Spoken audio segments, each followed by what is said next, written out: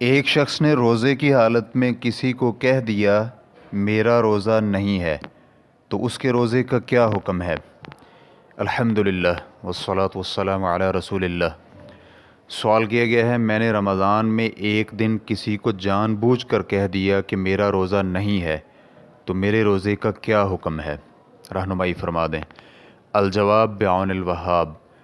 آپ کا یہ کہنا کہ میرا روزہ نہیں ہے، اگر اس کا مقصد یہ تھا کہ آپ نے اپنے روزے کی نیت توڑ لی ہے اور اب آپ کا روزہ نہیں ہے تو اس سے آپ کا روزہ ٹوٹ چکا ہے، چاہے آپ نے کچھ کھایا ہو یا نہ۔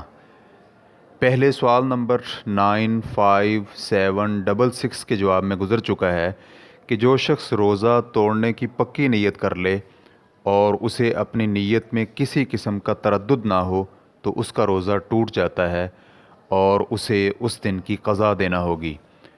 اور اگر آپ نے میرا روزہ نہیں ہے صرف غلط بیانی کے طور پر کہا اور آپ نے روزہ توڑنے کی نیت نہیں کی تو یہ جھوٹ شمار ہوگا اور اس سے آپ کا روزہ نہیں ٹوٹے گا، کیونکہ روزہ اسی شخص کا ٹوٹتا ہے جو کھا پی کر یا جماع وغیرہ کر کے روزہ توڑے یا روزہ توڑنے کی پکی نیت کر لے۔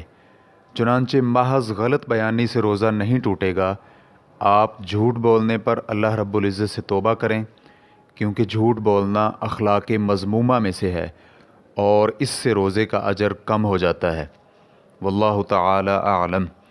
اسلام کیو اے ریکارڈنگز، مؤسسۃ الشیخ محمد صالح المنجد، المملکۃ العربیۃ السعودیہ، فتویٰ نمبر 223736۔